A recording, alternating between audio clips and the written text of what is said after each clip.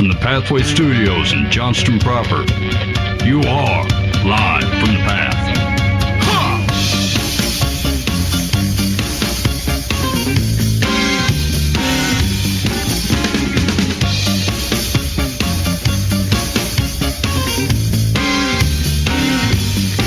I am a working man. I get things done. Work for the Holy Ghost. Work for the Son. I am a working man. Oh yes, I am. I am a special agent of the Lamb. And you're listening to Live from the Path, coming to you from the Pathway Studios here in Johnston proper. Listen, you're magnificent. Thank you. Yes. Yeah, I was for all the peoples, including you, Boo. You've been part of it. It's the nicest thing you've ever said to me. Yeah. I was genuous. Genuous? Isn't the phrase disingenuous? I think so. So it would be ingenuous. Yeah, but in is not. The prefix is. Oh, so is a double negative prefix is disingenuous? I'm not sure about that. I don't know how to take this anymore. Just be genuine. Yeah, I'll be genuous. Hey. Anyway, you're listening to Live from the Path. Here's what we got going on the program tonight.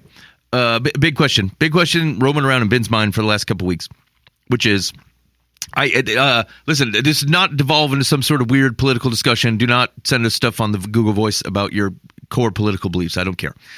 But the question is, especially if you're like more conservatively leaning politically, if some of the really big things happen in the Trump administration that they're pointing to, I mean, like significant reduction of like government services and spending and stuff like that. I mean, changes from a health perspective. Maybe even some of the things where I think the cultural, this isn't even specific to the Trump administration, but I think culturally some of the tides are turning on, like transgender stuff and how pervasive that is, or how it's regulated by the government, stuff like that. And so, if everything you wanted or you believe could happen from the Trump administration were to happen today, are you ready for the spiritual implications of that tomorrow?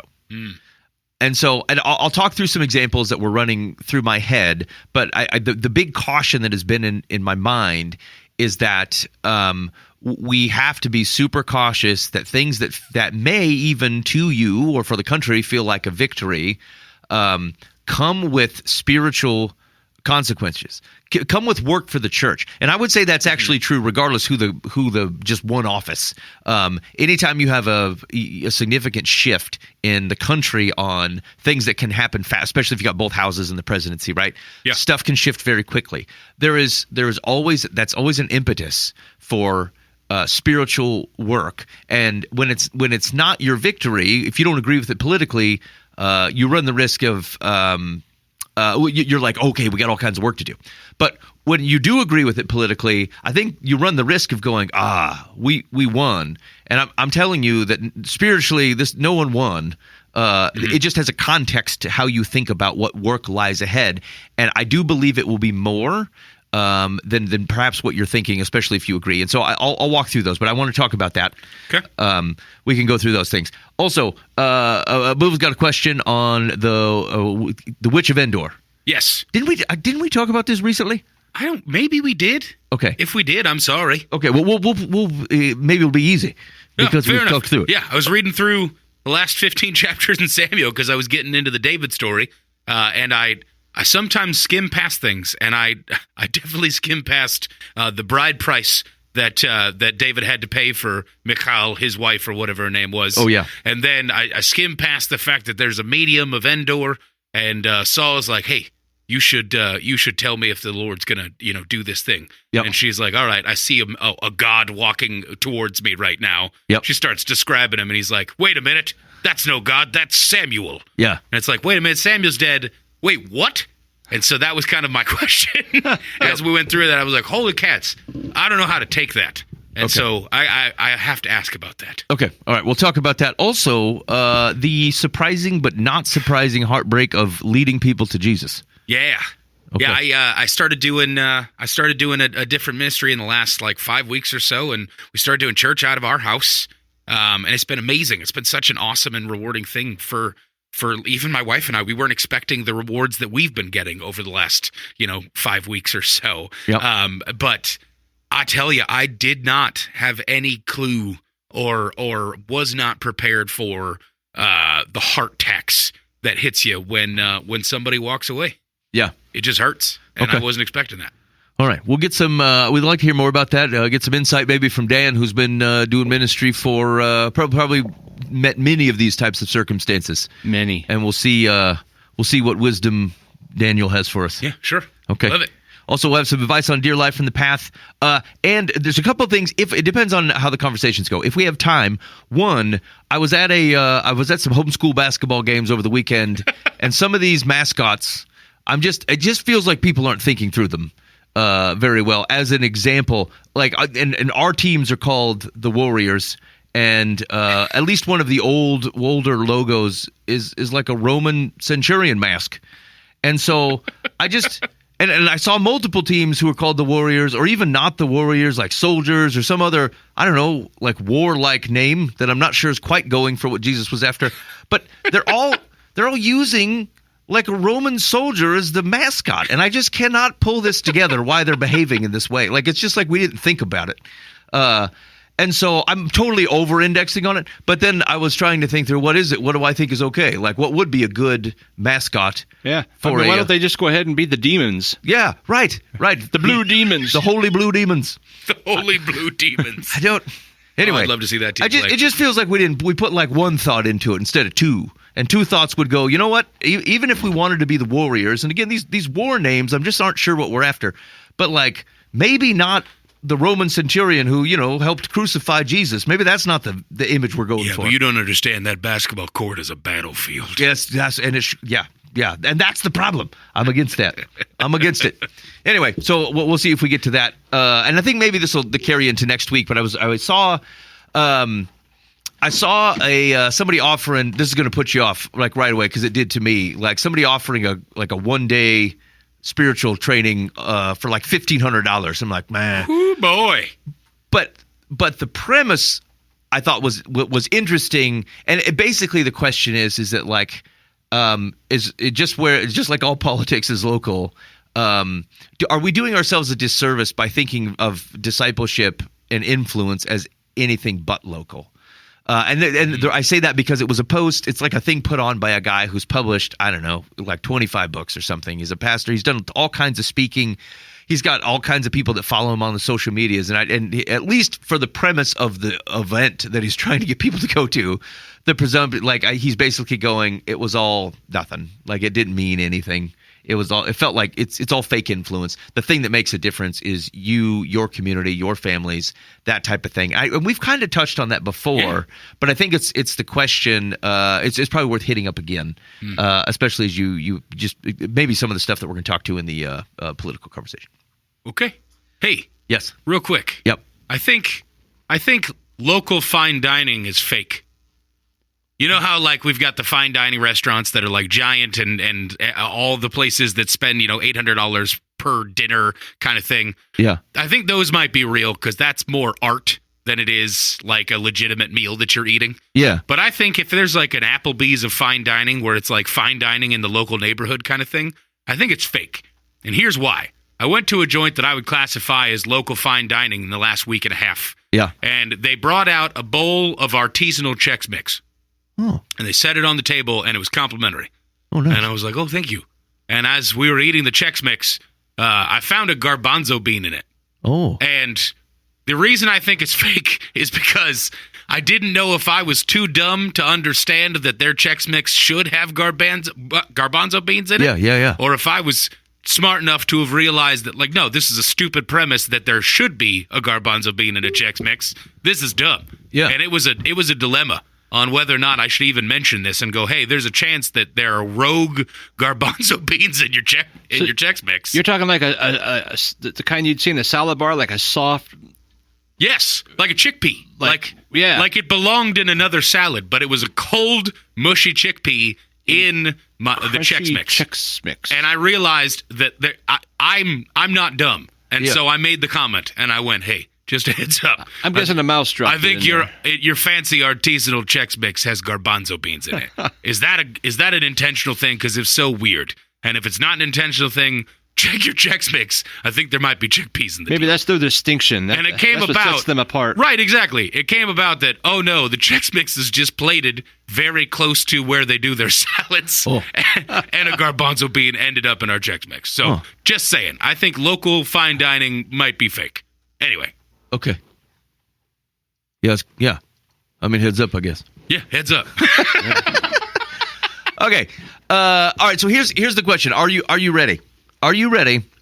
If everything in the newly elected administration were to come true, and so things that are on my mind that may be true. So they're intentionally looking for reduction in what they're calling waste, fraud, and abuse.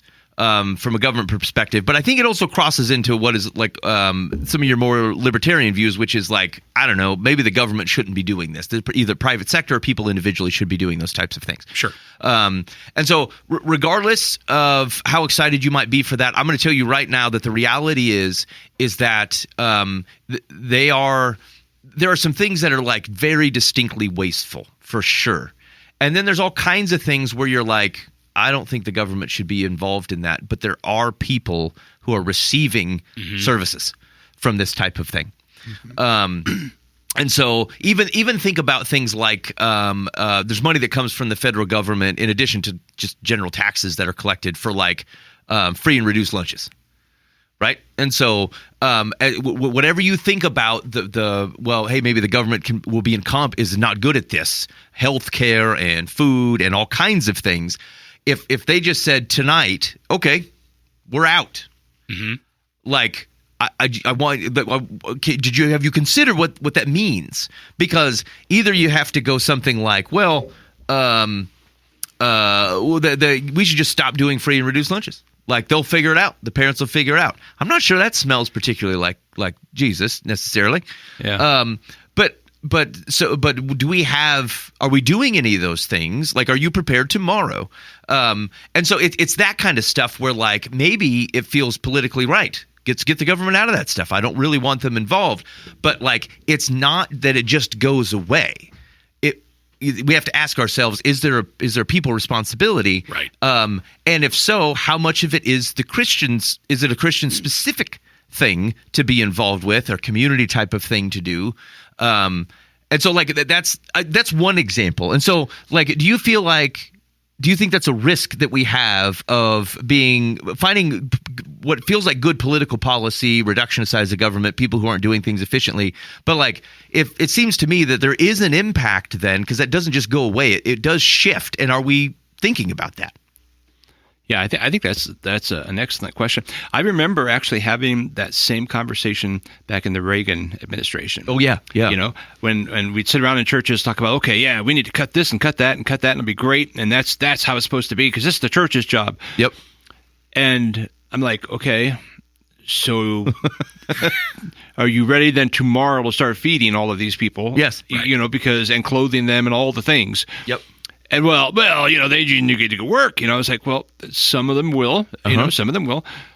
Some of them won't. You know, and I don't. Yeah, I think you're right. What would it take? I mean, we have to build from the ground up. I mean, it happens. It happened in the Book of Acts. You know, hey, let's get some food to the widows. You know, and oh boy, this isn't working. Reboot. You know, pick some guys. And it might be one of those situations. But the thing is, the early church had, you know, people selling property and laying it at the apostles' feet, saying, let's take care of the people. You know, that's right. And we don't have that now. Maybe we will then. Maybe the people will say, oh, wait, it really does depend on that, and God has an ability to raise up people. It would take God raising up people in big ways. Because what we've done, the church has become like lazy fat cats, and we got big buildings and big budgets, and we're spending more money on fog machines than we are feeding the poor. And like some churches will have to decide, well, do we want the fog or do we want people to eat? Yeah. And there'll be some that choose either way. Yeah. You know, and that'll say a lot. Yes. But it'll take a radical change in your average congregation. Yeah. I think that's right. And I think it's because even a lot of the conversation I'm hearing around this, they're like, hey, We think this will open up a new, kind of like a Reagan era generation of prosperity. But it's more about personal growth, right? Hey, well, they're going to cut the taxes. Well, the taxes we're paying for something, and there is totally some waste in there. But and you may not care about a lot of it. You might be like, hey, the government shouldn't be sponsoring the Save the Oregon Owl Fund, okay? But here's the thing: you got the ability to not have to think about that owl because the government was doing it. And just because you don't care about it doesn't mean it's probably not important. And there's so much going on. I actually think I was talking to somebody over the last couple of weeks that one of the detriments I think we have is just in our modern age is I'm not sure we're built to be able to take in all the information that we're able to, or even all the destruction and sadness. Yes, right. It's just so much to carry around. And so and some of this solves because it pushes local. And so maybe your federal taxes go down, but your state taxes are going to have to go up because it's just not that simple. You're being very narrow and short-sighted to go, hey, I think we can cut this and we can lower all the taxes, and the stuff that was paying for just goes away. That's naive. Even if there's totally things to save, and even if there's something where it's hard, but you gotta do it. Like cutting, even if you try to cut the size of the government. Those are still human beings. They still have families. They still have pensions. They still have, you know what I'm saying? And so even if this companies, even non-government companies have to go through this, it sucks. It sucks to have to make your company smaller. But it has to be done for the health of the company. And you realize you've got excess where you don't need it, or you can do things, you can trim it. But those are people still. They're going home to their 3 kids and their husband who got hurt in a work accident and hasn't worked for 3 years. And a mortgage, you know what I'm saying? So I have a very high caution of one being really too naive about this or being callous about it. Yeah. Because it's these are humans. These are human beings. These are all. And maybe you don't care about that owl, but let me ask you this question: do you know enough about it? Do you know how important that owl is to the economy, to the balance, the eco balance in Oregon? I'm making this up. I don't have no idea about an owl in Oregon. I'm just saying that it's easy to go, I don't care about that. Yeah. But the government's got its hands in way too many things. But I'm guessing that if you were pressed with it and you had all the information at your fingertips, you probably care and recognize that there's a lot more of those things you should care about. That somebody has to. That you've had the privilege or the ignorance to go, well, the government's, I don't know, they're handling. It's getting taken care of. Yes. We probably on average get 3 to 5 phone calls a week from strangers asking for help paying their rent. Okay, that's just right now. Yeah. Now let's say you multiply that times 700. Right. I mean, even right now, I've honestly, I don't even answer the phone anymore because it's so painful to say no, and then they tell all the stories, and I'm like, I still don't have any money. Yeah. I mean, we're not that big of a church. We don't have. I mean, the biggest church can't do it all. Yes. Right. I mean, it's just we just don't have it. And we actually help a lot of people that we are connected with, but you're just calling off the street. There's nothing I can do. There really isn't. Yeah. And I think, man, that's just going to increase the number of people who are suddenly going to lose their homes. Yes. And there's this whole domino effect thing. Right now, the rent's really high and space is low. Yeah. And so they're kicking people out now. Right. So they can raise rent. Yep. I mean, we've had people in our own church you got to be out at the end of the month. They're like, what do we do? Nothing. But you're out. The lease is done. We're going to release your apartment for more money, and you can't afford it. Yes. And yeah. I mean, that's just our own little congregation here. I couldn't help her. I can't pay your rent for you. Yep. So it will take some digging deep to really help, to really do our job. Yes. Yeah, and I think maybe that's the preparation, is that whatever it is, if you start personally, and again, I'm fine. I'm fine with you thinking politically this is probably right. It probably is. But if you think about how you might benefit from this type of economy, how you might benefit from these types of tax cuts and from the government getting smaller, are you prepared to go, yes, I can benefit from this and I fully intend to receive none of it? Right. Yeah. Because it has to balance somewhere. And I would like to believe it is kind of a principle of the New Testament. Even the early church is so weird. I've been been struggling, praying and thinking through this probably for longer than I'd like to admit, but even more so over the last few weeks, is that like the principle is like, hey, you don't work, you don't eat. That's actually still New Testament. That's not even like one of the old school ones. Like we still say that. Yeah. And the reality is that culture was not struggling with a lot of freeloading. They were raised understanding that. I guess that's what I was going to say too. That Yep. It's going to have to be either a slow process or a quick education. But these people who've been raised with, well, you owe this to me. Yes. We're going to learn real quick. Yes, that's right. Yeah, they got to figure something out. But there's like, this is where it becomes difficult. Is that like, you know, the way that the New Testament is talking about things, they're saying widows and orphans because these are people who can't actually care for themselves. There's not an ability societally to do it. And it's why people, like, you bring your friend out and he begs at the gate and people would give him money because they're like, oh, we get it. But like our culture is not, there's not a shame to it. And what I mean is that, like, I don't mean you're supposed to be going around like condemning everybody. What I'm saying, there's not an internal drive that goes, if I can work, then I will. If there's any way I can use any part of me to cover the burden that just existing is on the world around me, that I'm going to do my very best to do that.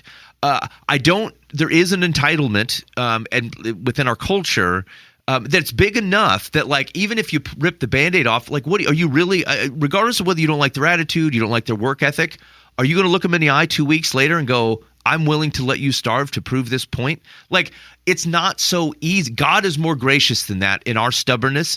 And so even if you like it philosophically, it's not really going to be an option for you. And you're going to change people's behavior the same way we change gospel transformation. Like, it's not an easy thing to balance. I totally get it. But just at the end of the day, this is where it's easy to blame the government for getting bloated, but like it mops up all the stuff we don't want to have to deal with. Because like at the end of the day, there's still all kinds of people without housing and without food and need medical care, and like someone's got to cover it. And you may not in principle like it, but you don't have to look anybody in the face and go, no, we're not going to take care. We're not going to provide you food. You can die in the street. And you shouldn't do that. But that means you don't have much extra resources. Like, they're going to go out to things like that.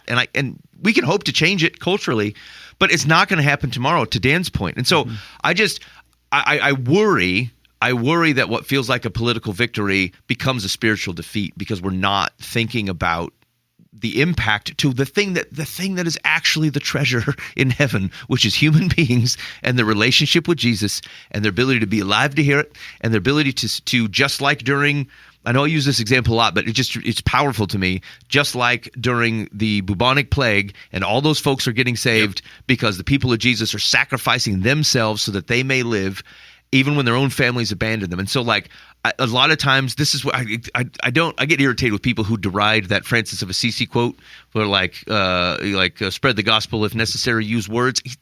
Duh. What he's saying is that, like, it should come out your hands, should come out your eyebrows, your elbows, your mouth, and all this stuff. And like, that's going to look like this. And I'm sorry that the entitlement of our culture has shifted. It feels more righteous to help the Afghani. Totally, because you're like, these people are entitled. But they still need Jesus. This is still our backyard. You're going to have to be open to what that means and how it bends your political and social philosophies in the reality of Jesus's kindness for us and allowing the rain to like come on our injustice the same way we're going to do that in giving to people who are on the other side of what may be wise politically. It made me think of another thing. Like, that's the money, that's the resources stuff, and I think it's pretty easy, and I do think you should be praying on it. You prepare thy heart for your prosperity that may come to go to others. But it also localizes some things you didn't realize that the government was taking care of. Like, I don't know, look around. Your schools there'll be cuts to things. There'll be like community centers, and like, not all that. Some of that stuff's run off of they're local taxes, and so it's not a big deal. But like, there's a lot of money that gets kicked in from the federal government to the state governments, and maybe we don't like that because it's undue influence from a large federal government. If you don't take the money, you don't have to do the thing. But then again, you don't get the money. And so anyway, I'd keep your ears out. I'd be praying on it and say, Lord, as this stuff may shift around me, help me be wise and open to it. Here's the other one, though, is I do think you're going to start seeing, like I said, I think you're seeing it culturally too, especially with some of the protections or acclamation to like various genders and things like that. I think you saw that, and I think that pendulum is starting to swing societally, and I wouldn't be surprised if it's something that doesn't come up as part of either the disbanding of the Department of Education or like just how some of the government level things and policies react to some of those protections. But here and maybe we like that. Maybe morally we're like, hey, we think this was supporting confusion, and we're glad for the change. But I want you to hear that people who were feeling marginalized, misunderstood, and on the exterior of society had some level of belief that maybe that wasn't the case in the presence of these things, like regulations, protections.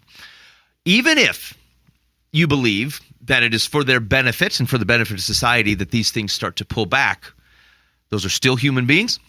They're going to feel even more so marginalized than they perhaps did before, because at least felt like, well, I'm not sure everybody's there, but the government at least is on our side. And I'm thinking about like discrimination policies and like that kind of stuff.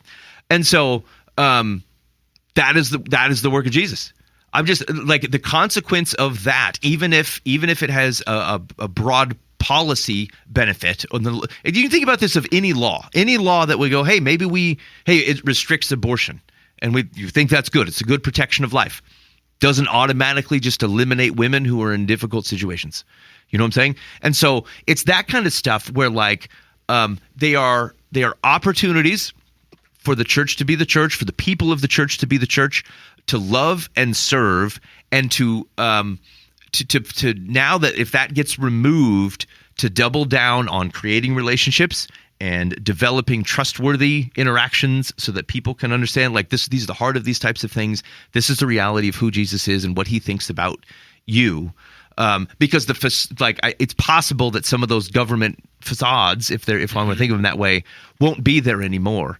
And this is not a time. That's not a declaration of. It's not a holistic spiritual victory, because it still leaves folks who aren't seeing it the way we believe that Jesus sees it. It's humans as balance, right? And so again, for the same reasons, I would think about that. What does it look like then to intentionally interact, engage, provide service to, provide whatever things to folks who feel like government policies they're going to be on the other side of, and whether it be advocates for abortion in any given state. There's all kinds of things where like I might look at it and go, yes, that reflects what I believe is morally correct.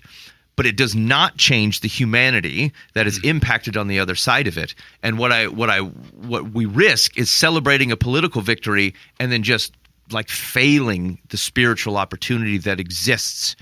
Like, this is the time to double down. I said, I know you completely disagree with me on this.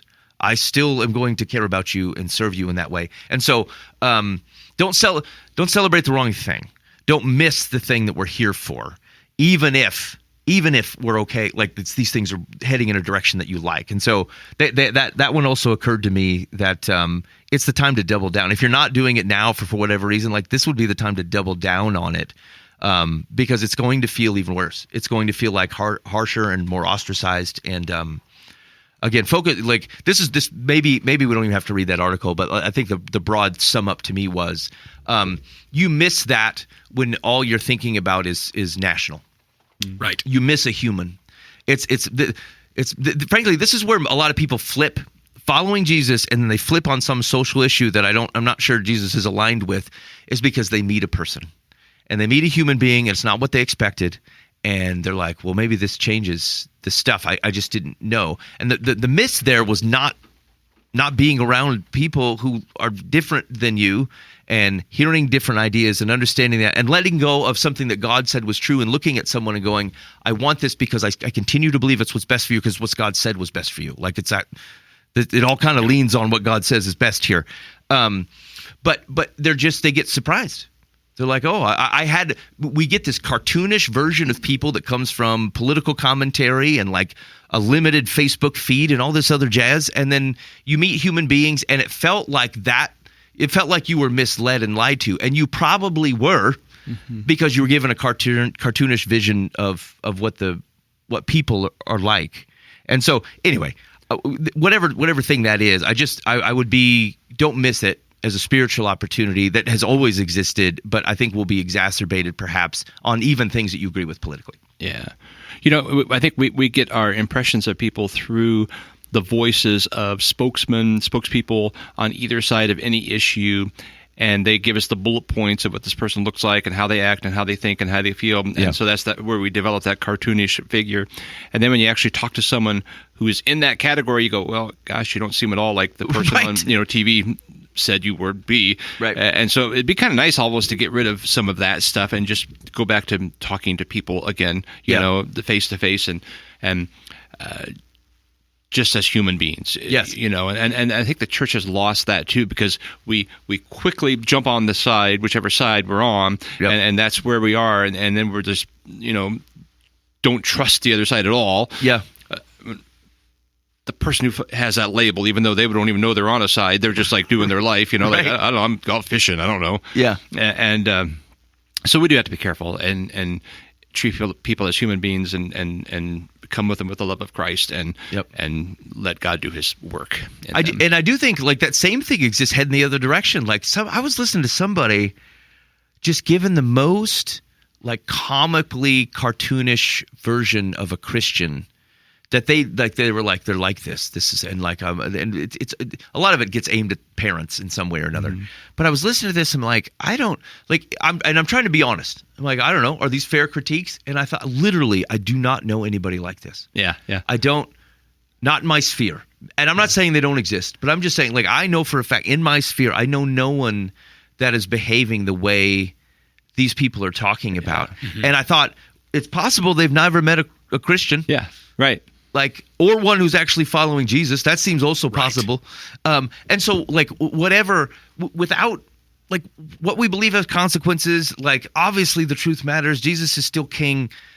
But, like, you can hold those truths and then recognize the complicated, gray fallibility and frailty of human beings around you because you share it with them. Yes. And, like, I always... There's a phrase that a lot of people will use, Christians will use, and they're like, I'm just another like beggar hoping for bread. And that part I've always I think it's right, like technically right. I've been uncomfortable with it because I think again it diminishes.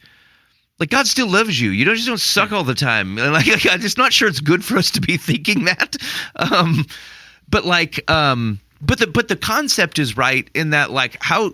If you looked at someone in such a way that like either you made all these presumptions about them or just thought their life was not complicated like yours is complicated. It's difficult to hold on to your beliefs. It's difficult to make decisions.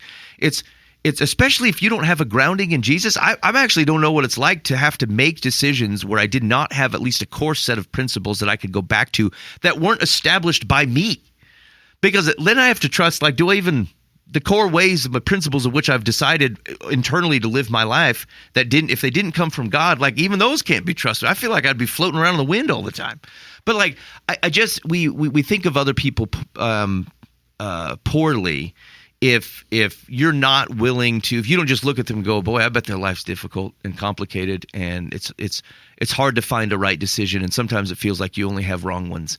And the only thing that provides me some level of center is that Jesus is king. And I know that. And then now I'm kind of starting, that's my go. Yep. And then I can branch out. If you don't have that, am I terribly surprised that these are difficult things and you don't even have a moral, think of just some of the things where like you have a moral orientation and sometimes it's hard to come to that same, like to walk with that.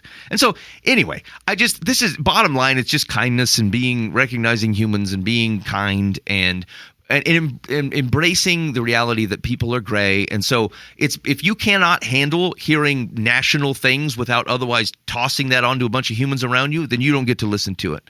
And I would say that extends even at the state level, magazines or newspapers or like internet posts that reach more than 10 people. Like if you can't take that in without automatically coloring all the various people around you, then you can't take it in. You're not allowed to use it anymore. You have to shake hands. You have to look people in the eye. You go serve at the food bank with people. You go find the most liberal church in the area and you go offer to serve at their food bank. I'm just saying, like, it reminds you that although your principles are not going to bend because the gospel doesn't, but you're going to bring it with you because you believe the gospel changes everything. Yes, right. And you believe that the gospel is still good news when it comes to serving your community and providing medical care and bringing food to the food bank. And like, what are you going to go hide in the food pantry where only people who agree with you are at? Like, go stand by a guy. You're like, boy, that guy, I don't know. We are different people. Okay, great. Like the more you can embrace that, while still holding on to what you know to be true because you are the truth bringer, the better the world gets. And the more you don't get clouded up by stuff that's too big for us to be able to take in and use competently. That you're listening to Live from the Path. And maybe you have some thoughts on that. Maybe do you see other opportunities that, again, just like, to have a base idea of what the Trump administration is considering doing, and you're like, okay, what are the implications for the church, for people? That's why I was cautious. I don't mean like, hey, wait for your elder board to do something. I mean, what are you going to do, friend? Look around your community. What you going to do? And then maybe you got some feedback for us. Hit us up on the Live from the Path complaint line, 515-517-0085. Call or text. I'd be curious on your thoughts. What do you think exists out there? Where do I get it wrong? Where does Buva have it wrong? Whatever the thing. Dan's got it right, obviously. But like where Buva and I might be incorrect, we'd like to hear about it. All right. Great. Okay, Buva, tell me about your you hit up the Witch of Endor, and it's giving you the business. So I paraphrased a little bit earlier, and I did so incorrectly. I said that the witch was like worried that she saw a god. That wasn't the situation. Right. So in 1 Samuel 28, essentially Saul is asking his servants, starting in 7. I won't read the whole chapter, but I'll grab hold a couple of the verses that are important. So Saul says. In verse 6, he says, "And when Saul inquired of the Lord did not answer him, either by dreams or by Urim or by prophets. Then Saul said to his servants, 'Seek out for me a woman who is a medium, that I may go to her and inquire of her.' And his servant said to him, 'Behold, there is a medium at Endor.' So Saul disguised himself and put on other garments and went, he and 2 men with him. And they came, so cartoonish of a situation. I know. And they came to the woman by night, and he said, 'Divine for me by a spirit, and bring up for me whomever I shall name for you.' And she basically goes, 'No, don't you know that I'll die if I do that?' The Saul's basically said, 'Absolutely not. As a king, all the mediums and necromancers are going to die.' Saul says, 'No, as the Lord lives, no punishment shall come upon you for this thing.' Then she goes, 'Whom shall I bring up for you?' He said, 'Bring up Samuel for me.' Mm-hmm. When the woman saw Samuel, she cried out with a loud voice, and the woman said to Saul, 'Why have you deceived me? You are Saul.' The king said to her, 'Do not be afraid. What do you see?' And the woman said to Saul, 'I see a god coming up out of the earth.'" So I did kind of say it right, not yeah. And he said to her, "What is appearance?" Blah, blah, blah, all this different stuff. Then Samuel said to Saul, "Why have you disturbed me by bringing me up?" Saul answered, "I am in great distress, for the Philistines are warring against me, and God has turned away from me and answers me no more, either by prophets or by dreams. Therefore I have summoned you to tell me what I shall do." Then Samuel goes on to be like, "You friggin' idiot." Mm-hmm. Okay. Taking a step back here.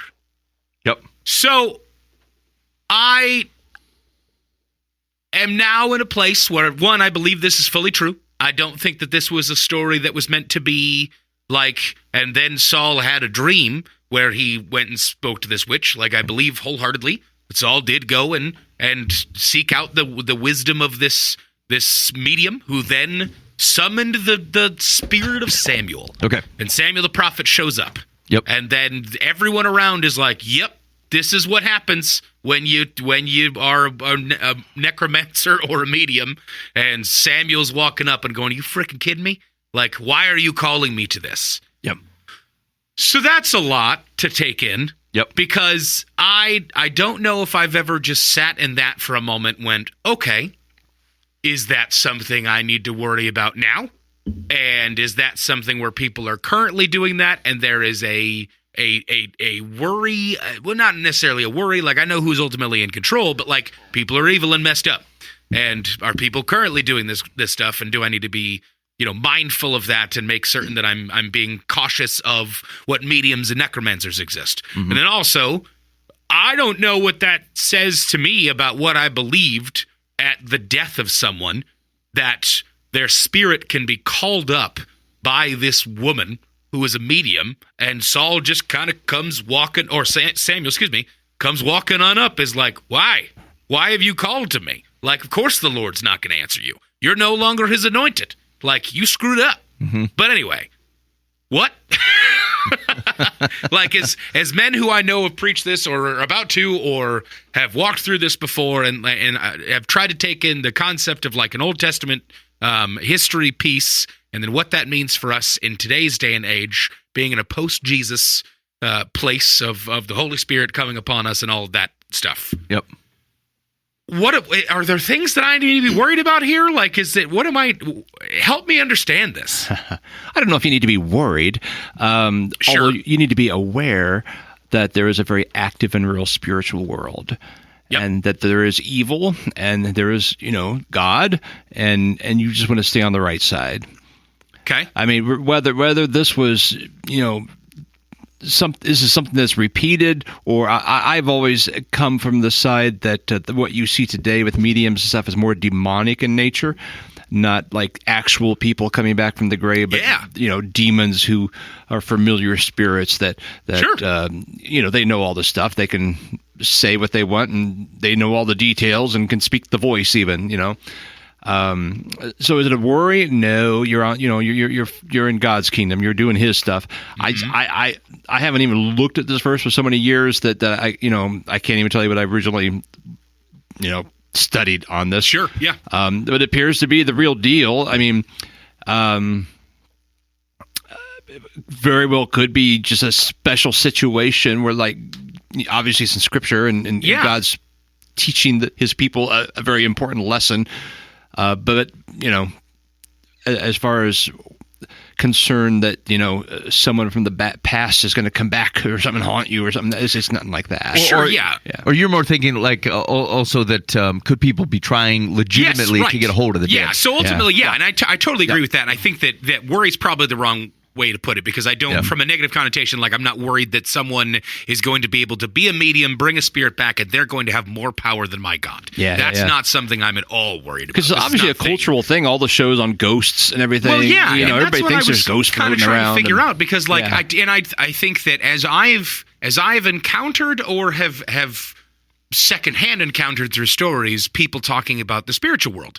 And the concept of a realm where spirits exist, demons, whatever, that kind of thing, right? Like, I've never doubted that, and I certainly understand that there is a caution to understanding that exists, and it is wrong to be dismissive of all of those thoughts and just go, it's not a thing, and that's not right. Like, Jesus very specifically talks about it, and it interacts with that world, and his disciples do as well, right? And like that, I'm supposed to take in. But it reminded me of the last time we had kind of an Ask the Pastor situation, where is this something that is a specific piece that is being called out here, that I am to take as an isolated story kind of thing, very similar to what we talked about, the concept of the baptism, and then James and Peter, or John and Peter, coming down and like checking on that area and then laying hands on them, and then Spirit comes on it, right? Like, that's a one-time story that we're to kind of take in isolation because there was a protection on the church as it was starting, right? But like, and so I don't think that I need to take that for all baptisms going forward, that there's another step kind of thing. As I'm reading through this kind of story, the way that they're talking about it, at least the concept that like Saul very specifically has laid consequences against people in the area who are doing this, means that she's not the only one. Like, this is this is a medium there. There's necromancers. That's the word that's used. I'm sure there's Hebrew behind that I'm probably missing that I could go into and study. But from what I understand, that's interaction with the dead, right? And very clearly, this medium at Endor is able to. It's not her first time. It's not something that she was like, oh, I guess I'll give it a shot. She was like, no, I'm not going to do it because you'll kill me. And then he goes, he won't. She goes, okay, fine. What name do you want, right? Like, that seems to be just a Tuesday for this gal. And as I'm understanding that, the thing that hits me weirdly is this understanding of maybe it's a misunderstanding of even further on the concept of a heaven or a hell and where we would go after we shed this mortal coil, if you will. And is it at a point where obviously Samuel has died, and is his spirit just able to be called upon by this medium? And what does that mean? Or am I to pull any meaning from that about what I'm doing now and what happens when I die? No, yeah, I would be super, given that it happens one time. Sure, yeah. I would be super cautious of developing any, basically you don't have a pattern. Yes, All right, you've got right. is one dot on a graph. Yep, Yeah, right. yeah. Even if it happened twice, you have It's a still two line, dots, but yes. that's all you got. Right. Yep, and so, totally fair. like what I think is the more reasonable, what I believe is right is that I actually think she does this all the time, but it's all bogus, just like it's bogus now. Sure. She has no power to call a soul that belongs to Yahweh Right. at her service. Right. Right. But what I do think is happening, so like Saul, I was actually thinking about this just on the drive in I'm teaching through 1 Samuel, and so but one of the key questions is that, like, did God make a mistake by choosing Saul? And the answer is no. No. Because what he did was, like, they said, give us a king like the other nations. So God got them a king like the other nations. Like the description we get of Saul, remember, he didn't even know, he stumbles into Samuel, right? He didn't even know the man of God was like 20 miles south of him. And so he tried to, and like his servant suggests, hey, should we, what do we have to give to the man of God, the seer, so he can tell us where these donkeys are at that had been lost? And like anybody who knows Samuel and follows Yahweh would go, you don't pay him. Like, what are we doing here? And so, and the description you get of Saul doesn't say he's a good leader. As a matter of fact, the first introduction is that he lost his donkeys. Like, he's not a good leader. He's just a tall dude. Yeah, exactly. Which is like, how do you choose that? They describe George Washington that way. Yes. Like, he was a head taller than everybody else. And like, it's why we're intimidated by Goliath and the Nephilim.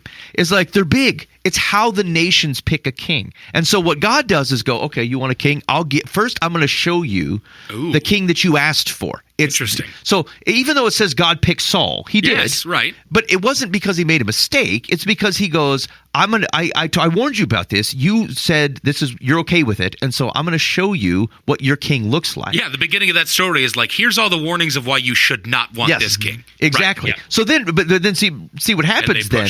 And then ultimately, as he picks David, when we say that David is a man after God's own heart, it's because it's a king like God wanted. Yahweh, I think Yahweh's okay with a king for these folks. It talks about it in Deuteronomy. Sure. It talks about it in the Psalms. Like, it's not anti-king so much as it is anti-not the king like the rest of the nations have. What does a king look like that should be for the nation of Israel? It should be a humble servant who is a steward of God's word and using that to lead the people, right? Right. That's what David is. And so it's not a mistake God makes. It's a God showing them what they asked for. This is what you actually get. And then here's what it looks like if I were to choose your king. If you would have asked me the right way. Or not even like the right way, but like even when they asked for Saul, they said, hey, Saul or Samuel, will you go find us a king? They didn't say, hey, petition Yahweh. Right. We would like a ruler over us because we're a bit unwieldy across all of our judges. They do effectively what is like the reverse American Revolution. Is they everything we fought to get out of from England, these guys are wanting it. They're like, we're in for it. Put it in. We want the king. He gets a bunch of stuff. We got to work his land, and it's not ours anymore. We're in. Seems fine. Like, hey, you're able to manage all your own stuff. It's more local. You just got local judges and stuff. We're like, nah. We want the big. Give us a central point of government. So now I say all that to say, now look at what's going on with him at this Witch of Endor. Saul continues to prove that he's not listening to Yahweh. Right. Over and over again. He does things without asking or without waiting. Like, he's not a good spiritual leader. He like God continues to kind of, he still says, you'll see this repeated, like, you're still my people. And so God continues to like work on their behalf. Mm-hmm. But Saul is just played out as the not a competent king. So, but think though, once things switch to David, which is now this is happening, Saul's not hearing anything anymore. No. He's got that tormented thing, right? Like he's constantly He gets the weird spirit Yep. put on him after David gets anointed in his house with Jesse and all them. Yeah. Yep, that's right. And so, like, it continues to demonstrate that, like, the person that you chose, and in fact, the word Saul means basically like you chose. Oh, That's what the name Saul is like you chose him. Idiot. It's a terrible name. But like, so I think what this is, like, why is this story important? Because like it doesn't actually further the plot. No. Of anything. It continues to demonstrate, it's included in the scriptures because it continues to show you how a human chose by human measure as a king will attempt to solve problems. Yeah. And he keeps screwing it up over and over again, Right. going to the wrong things. And he goes to a necromancer that he condemned. He Yes. expressly forbidden Right, because there's necromancy. been times where he's done the right thing. Like, it's been Yes. slim. But there have been times where it's like, oh, you're going to profane the name of Yahweh my God? Yep. Then I'm going to come and destroy you. Yes. But then we get the beginning of the David story where another one shows up trying to profane the name of God, Goliath, and he just goes, well, I'm scared of that, and I'm running from that situation. Right. And David, ruddy young shepherd, is like, nope, we're not dealing with that. Somebody get me a friggin', get me something. I need 5 stones. Like, Yes. I'm taking care of the situation. So I think the point more than anything else is that he shows up and like he no longer like Samuel's dead, Yes, right. right? And so who is God working through? David. Yeah. Saul does not have a means to otherwise hear from Yahweh, and so he goes to this, and basically, I think this is God. Like, so I think God is allowing this. Sure. Not yeah. Oh, yeah, sure. and so because like again, it's not like the necromancer can control Samuel. Right. That's what I was trying to understand is because if this is such a practice that it's been banned in the area, Yeah. and like obviously Saul recognizes, even if it's in his folly, really, he recognizes that there is some power to be able to try and figure out maybe she can get me a spirit that can speak to me. Or perceived, because like it's the same. Sure, thing, right, yeah. Think of it. It's the same thing that happens. You don't tear down the Asherah poles or the Dagon temples because you're worried about Dagon. Right. But you tear them down because people have misplaced. Yes, right. And do they atrocious things there. Yes, and so I think it's the same thing. This is like a lot of times people will like they go to this today. In fact, I have a family member, like it's a bit distant, but like they went to a medium to try to talk to some deceased other family member. Gosh. But here's the thing: if you want it, there's all kinds of things that will convince you that the thing was Yeah, happening. right, totally. It's the same way that you can be convinced that someone has a crush on you when they don't. You're like, oh, they dig on me, I've or never- they don't dig on me. they I've never do. experienced that. That's right. I've never been in that place, man. We're easily manipulated. And so, anyway, what I think is happening here is I think he goes to this thing. He's trying a different outlet, and I think God actually meets him there. Oh, wow. And then the thing that Samuel says is true. I think it's from Yahweh, and it's basically a final nail in the coffin. Is not the vision I want, but like I mean, it kind of is. it's the thing where it seals. As a matter of Because fact, you're going to die tomorrow. yeah, I'd have to check. He doesn't hear from Yahweh again, right? No. This is it. No. This is the thing. Within the next 3 chapters, him and his sons are dead. Right. But now here's what we know. Now think about it from a narrative perspective. Why do I care about this part of the story? It matters for Saul because now I know Saul did not just die on the battlefield. It wasn't just a human thing where he goes out there and he's like, oh, we didn't succeed. Oh, shoot. Right. Like this was known. It was within Yahweh's control and Saul knew it. Totally. And now the people of Israel knew it and say, this was the ultimate end to when you asked for a king and I gave you what you asked for. Wow. So like, It's important to pull all of that out, obviously, yes, right. Yes. And look at it through the entire narrative of the story, just as much as you would do the same for David, right, as you Yes. would do for Saul and all the things that happen within David into 2 Samuel, Yes. as you take into these. Yeah, I guess I never thought of it like, here's the deal. I'm realizing so much more nowadays as I'm going through and reading my Bible that I have been reading my Bible in a vacuum more often than not. Yeah. And I've been doing myself a disservice to my understanding of narratives by going chapter to chapter or verse to verse and going and not taking any step back and going, what happened in the chapter before this? Yeah. Like, what is the larger narrative that I am to know if this is 5,000 years later or whatever you want to look at, right? Like, what am I to know about the character of God based off of this little piece? Yep. Because I'm convinced that I'm not finding any real doozies in any story that I've read that it's like, well, that's a weird thing that has nothing to do with anything else I've been reading. Right. Because I mean, admittedly, for years, I read my Bible and went from one moment to the next of like, what? That's weird. Yeah. Well, that's a weird thing right there. Oh, that was weird. I'm going to take that back. Yeah. Rarely ever do I step back and go like, how do I take this in through the entire perspective of the narrative that I've gotten? How often do I read the beginning of a scroll in light of the end of the scroll before it? Yeah. And it changes everything. Yeah, and that's kind of the point. Is that so? Like even then, that story happens in chapter 28. The context for that starts in chapter 8. Yes, right. Like you got and so here's one of the key things, just like a hint on how if you find something wacky in scripture, one of the things you can ask yourself, and you're not gonna know the answer, but the thought exercise is good, which is, why is this even here? Sure, yeah. Because if you're Yahweh, do you go, you know what they need is that wild ape of a necromancer story just to put them in the old tizzy. Yes, right. There's no reason to include that. And you're getting limited stories, right? Like Yes. we're getting thousands of years over, a good 120 chapters across books. You're not getting everything. And so why the heck is this here? Why would you tell this story? And so by the time you go back and go, he's telling the story because it becomes clear that God has completely cut off Saul, and that his death, not only is Saul aware of it, but now the people of Israel know that God was this was on purpose. Sure, he yeah. was going to die. And then you go, well, the necromancer part isn't actually even all that important. No. It is what happened, and it's certainly interesting, Sure, yeah. the undead Samuel, right? But is that what he's intending you to focus on? Yeah, right. No, the key part was the thing that that's why this is here. Yes, exactly. And so, why is Saul in the circumstance that he's in? What has led him to this? What is That's right. Yahweh doing through the circumstance that led to a Saul in the first place? What Yes. happened with Israel that even led them to a point that they were asking for a king in the first place, right? Like Yep. there's 50,000 questions to ask of the small subsection that you're snapshotting right now, Yeah. and then taking step backs and looking into that. And it's interesting that you say that from the perspective of it's such a long story that we're only getting very small snapshots of.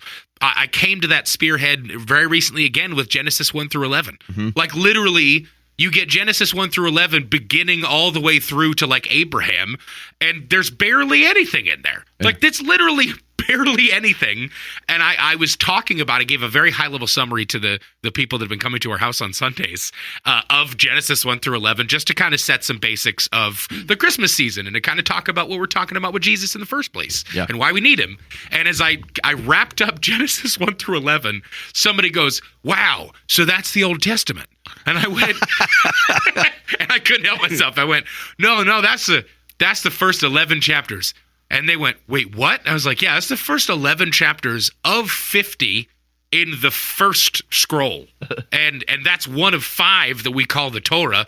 And that's one of 39 that we call the Old Testament. This is nothing of what I just talked about. And so it's funny to take a step back and find myself in that too. Yeah. Of making certain that as I look at that, and it's very important, what am I focusing on here? Why is this a focus? What is the point? God didn't tell any random one-offs to go, hey, surprise them with this one. Really throw them off and Right. scare them or surprise them about my character and then never explain it and talk about this thing again. That way they leave it and go, what the heck? Yeah. And then just move past that kind of thing. Yeah. Because that's definitely been the way that I've read my Bible historically, has been, well, that was weird, God. Okay, moving on. And Yeah. I've done myself a disservice in that. So Yeah, and it's a lot of that happens just because, think of how you set up your Bible reading programs. Yes. Especially, you got ones that kind of bounce around. You're like, well, a couple chapters here, a couple chapters here. And, it's not wrong, but, it does sometimes do you a disservice because you're Yeah. like, well, I took in these 2 stories and that freaking witch. And then you're like, Right. I don't know what to do with that. But if someone told you, think of it like you talking about Genesis 1 to 11 and, you're looking at people in the eye. Yeah, right. If someone told you that story of Saul and David and just gave it to you Yes. like a narrative that took them about 65 minutes to walk through, you wouldn't it's interesting. The witch Sure, is totally there's a interesting. part. Yeah, right. Right. But you would see, oh, okay. Yes, I see right. how this thing is arcing down. And here's where we get I'll go on too long for this, so I won't I'll make this real quick. But we get hesitant about this because we've grown somehow. I think this is Reformation type of stuff, but we've gotten uncomfortable with the Bible writers as narrative storytellers. Yeah. like we're treating them like newspapermen. Like they just wrote down the stuff that God put in their mind or that they saw, and that their job was to do that. But they're not, and they're not. Like you've read poetry. Poetry is definitely not that. You've seen the Gospels, and you've seen the Gospel writers move things around, and you're like, well, what the heck? This is untrustworthy. It's not untrustworthy. It's just they're not trying to tell you just like as if they were an eyewitness with binoculars sitting on the sides. There are the thing peels like an onion. Here's the true things that happened. If you look at them in this order, if you recognize that these are connected, you learn even more. Absolutely. You get even deeper than that. And so like the stories that we get, the stories that we don't get, like these are intentional things. And like if you believe that the Word of God is inspired by the Holy Spirit and that the words we have matter and that the translations are largely like God is making sure that you're getting something pretty consistent across all the languages, then why would you have a problem that he uses a narrative arc? Sure. You wouldn't, like God is not capable, like his limitation is our fact-gathering limitation? Yeah. Or am I not surprised that the same artistic God who possibly sings the world into existence has got some narrative flair and tells and retains me something that I get to see a true set of information and then an even bigger true set of information because of how it's written. And so like I don't have a problem with this at all, but I used to. You catch me when I'm 22, I'm like hardcore going, look, I don't know much. I'm probably not even following Jesus very well, but I know I'm supposed to say every bit of this stuff is infallible and every word of this is true. And the truth would be like the way I would say legal statements. Yeah, sure, right. And it's too narrow. Right. Ends up being wrong because it's too narrow. Yeah. And so it takes time to get used to that. It does take time to get used to that it's okay, because it feels like what you're giving up is like, oh, you mean it's not the exact newspaper truth? The gospel tells me lies. It doesn't, but it's because we're too narrow on what we believe God and how God can speak. That's the risk. The book of Samuel is what broke that for me. Like the book of Samuel's that way because like it's talked about later on in the second part of Samuel. Samuel's dead. And like there's parts of it where it seems like it's from the mouth of Samuel. Yeah. And so it can't possibly be that way. Right. And so if you're trying to take it in like a history book, no, that's the wrong way to put it. If you're trying to take it in like a snapshot of a videotape of what's happening in the moment, it fails. But like if you look at it to go like, oh, but how am I to understand the character of Yahweh, how he interacts with his people, and then how he sets up to fulfill the promises of the covenants that he makes. And I can take that into perspective when I look at the book of Samuel across both movements, if you will, whatever you want to call them, right? Yep. It's hysterical that you say that. Literally Samuel is what broke that for me, and I had to go, oh crap. That's not the way that I can read this. Yeah. It's not. You know what's interesting is it's very likely that the writer who finishes Deuteronomy, because we know Moses doesn't write all this. Moses did. Right, So it's not, it can't be Moses. And like it tends to be like, well, what happened to Moses? He died. Like, what do you mean? Right. And he died. Someone else kept writing the story. What do I care? It's not the book of Moses. Right. And there's not a man named Deuteronomy. And so, and it's actually likely that the same, like with the version, as we trace the text, that you likely have kind of the final. Again, I don't have a problem with editing either. Yeah. Or compilers, like people who are compiling the story. But like the end of Deuteronomy up through like 1st, 2nd Kings is also probably the same people. I don't think it's probably a guy. It's probably a group of people who are like stewards of the stories. And you've got Deuteronomy. You get through Judges. You got Ruth, Samuel. 1 Samuel, 2 Samuel, 1 Kings, 2 Kings, Chronicles, probably. Like, this is probably the same group of people who's, like, finally pulling all these things together because they're stories that people are just telling each other. You didn't have to write it down. Yeah.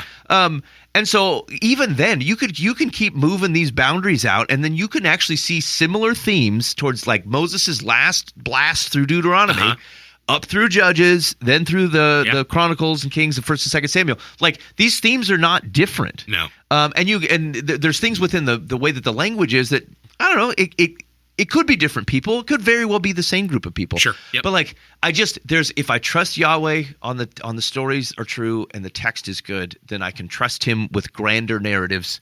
And it'll take a while, but I do very much encourage you to get on board with that, because then what it does is it helps me go, the witch is interesting, but I'm less, or that what happened to Moses, I'm less likely to get stuck on that stuff. Sure, yep. Because it sits in a context in which I'm like, actually, that's not even where I'm supposed to be focusing.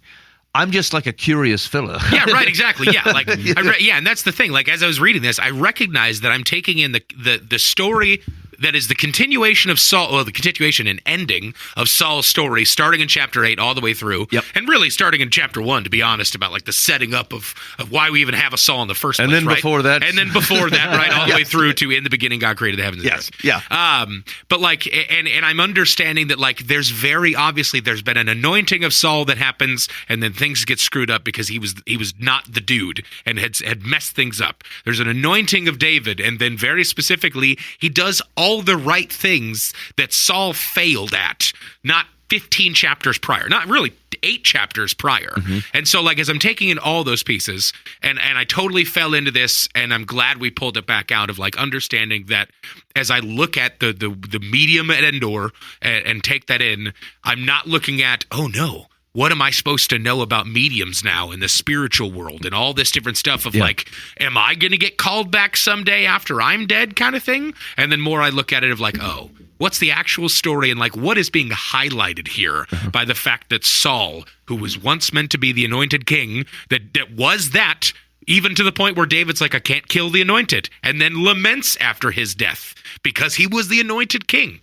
It's the same dude that screwed all this up, that was the hurl the spear at his buddy and his son kind of guy, and then holy crap, take in the story of Saul. It's important to take a step back and go, I need to look at the medium of Endor, not as just this very important character in this specific thing. How am I to understand the story of Saul and David in this time? And then even greater, how am I supposed to understand the identity of my creator and how he interacts and how he sets up things that he says he's going to do? Yeah. Yeah, and the last thing I'll say is that don't skip over those though, because one of the things that those really quirky stories do is they actually help you remember the other things. Like even if I was reading as a kid, the thing that would stick out to me is this witch. Oh, totally. Right. But if I use the opportunity and kind of figured out, I was like, oh, okay, this is the linchpin. Like this thing brings together a bunch of things. I'm going to forget all that. It's just the way your mind connects information. Sure. If you can come back 2 years later and you remember the witch, you'll remember the other things that go with it. Yeah. And so, and the writers and compilers knew that. Yeah, like interesting pieces. You're like, oh, like Goliath is another interesting story. Like. Yeah. There's plenty of valor of David type of stuff. There's a reason we're talking about this giant in this way because it sticks with you. Yes. And then if you can just take one moment, figure out how this is progressing, this broader narrative, you get the advantage of one, knowing that, and then two, your mind connects things. You'll keep the rest of the things with you. So it's okay to know the quirky stories. It helps tie things together. It's just how your mind works. Totally fair. All right, you listen to Life from the Path. I tell you what, I think we're gonna have to do advice because the show tarries forth. So we're gonna pick up the lament of the spiritual leader, and maybe all spirituality is local. Maybe for next week. All right, dear Life from the Path. Several members of my husband's family let us down badly by not attending our daughter's wedding. They had various work and other family obligations near the date of our event. Save the date cards had been sent out 6 months prior, but we were apparently lower on their priority list. I expressed to my husband my desire to not send holiday cards this year because I no longer feel good about these family members. Then, while I was traveling for work, he bought cards, printed a letter with pictures, signed it from both of us, and sent it to most of his family and some of our mutual friends. Oh, good for him. The first I heard about it was from a friend thanking me for the card and pictures a month later. I discussed it with my husband and got an apology, but I'm still shocked and saddened. What do you think? I don't understand. Like, there's one thing to say, hey, I don't really feel like it. There's another thing to be antagonistic because someone else did. Yeah. She's lying. It's not that she doesn't feel like it. She wishes to exact some sort of revenge to make them understand how much they hurt her in their behavior. Sure. And she was using the Christmas cards as a very petty and naive way of going about it. And her husband ruined her pettiness. Yes. And she's mad. There was an emotional debt that she felt like she was owed in that moment to stay angry about. And her husband robbed her of that. And it wasn't even her wedding. No, it was their daughter's. You're right. Right. It's like, come on. Oh, and right. It was because they didn't come to the wedding. Yeah, they had to do other things like work. Okay, I mean, sounds lame. But here's the thing. There's something naive about what I'm going to say. And I think I recognize it runs the risk of being self-fulfilling, and you don't ever pressed yourself to potentially change or be better. But I am continually coming back to the thought that, like, oftentimes the things that are not, I'm going to say it wrong before I fix it. The things that are supposed to be will be. And that's not quite what I mean. But what I mean is like, think of it if you're, I've got young adults, teenagers growing into adults. And I often think about, what does it look like to try to date or find a fella in these days? And then I think to myself something that I did not believe, I think, when I was younger, and I wish I had. My life would have been bolder. But it's like, the right type of person will respond to you positively if you try to gain their affections or friendship. Sure. But if they act negatively, well, then they're not the right type of person. Oh, well. Yeah, they've done you a service. Right. And so, like, that's true for friends. It's true for all kinds, even for work. Like, let's say you want to go apply for a job that, like, is above your grade, but you're going to give it a shot. Like, let's say you don't get it. Okay. Well, either you don't want to work for those people because they dislike you and that's why they didn't choose you. You're not qualified. Well, good. You weren't put into a situation. A crappy situation, right? Or you were qualified and for some other goofball reason they didn't choose you. Like, well, they seem like duplicitous people. Right. And so, like, thankful for every job I didn't get. Yeah. And so it just, the more I, like, here, it seems very neat and tidy because it feels like nothing can ever go wrong. And it's not true that it can't go wrong. But, like, wrong by what measure? It would seem wrong that you were the best qualified person and didn't get the job, except for the type of people who would not choose you for that reason you don't want to work for. Right, exactly. And so, yeah, either side of that equation, you are being served. Right. So it seems too simple, I think. There's a flaw in it somewhere. But, like, I think about this for the wedding. You invited them to the wedding and they didn't come. Yeah. Well, and you think the reason was stupid. Well, isn't it then just fine that they didn't come? Why would you want those type of people at the wedding? Yeah, sure. Well, you're obviously not that close to you, or you would have had a conversation. Right. Yeah. We sent you a they're save not the date here 6 months ago. I ordered steak for them. I mean, it's yeah. Yeah, next time you do a wedding, make sure you put how much money it was for each plate as you send the save Send the them a dates. bill. Yeah. We're sending you $65 a plate. You should really come. Yeah. So, I mean, maybe the broad advice is that, like, just take chances in life. And for the most part, I think it's going to hold that things are going to work out the way that they should have worked out. You don't have to like it, but I would be cautious about how much time you spend not liking it. Sure. Yeah. Because for reasons either outside of your control, they didn't go the way you wanted, or somebody revealed their true colors and, like, okay, now you know about it. So it's too pragmatic, but I do actually think this would work here. And so let it go. Like, just give up being mad at them. Yeah. And within your marriage, talk to your husband about this. Because apparently you felt so strongly about this that it was just one of your deepest, most like viciously held convictions that you were never going to send these cards to these people again. And your husband went, well, she's away, I'm just freaking doing this. Because it meant a lot to him to send them. Yeah. Or potentially he's just like, screw her, I'm doing this. Either way, You should probably have some deep conversations with your husband about this and figure this out. Yeah. And not approach this as in you're in the right, he's in the wrong. But maybe find some spots to figure out why what happened so that he can get a chance to talk to you about how he felt about it. Yeah. Well, and you got to be honest about what a wedding is. Right. I mean, it's really meaningful to you. It's your daughter. It's your, everything. But, like, I went to one of my cousin's weddings. My other ones, I don't remember if I did or not, because I was younger than them. But I mean, you're taking an entire day at least. It's not like a short thing to just go in there and do this. Especially if you're family, you don't just go in, do the ceremony, and head on out. Right. So it's a considerable amount of time and effort and energy and commitment. And if you're not that close, you're like, I could make money here. I got to make my house payment this month. There's just other things to do. I don't know. Some of the best gifts I've gotten in life have not been invited to weddings where I'm like, phew, that just opened up my whole weekend, and I'm okay with that. I mean, you should send them a thank you card, Dan.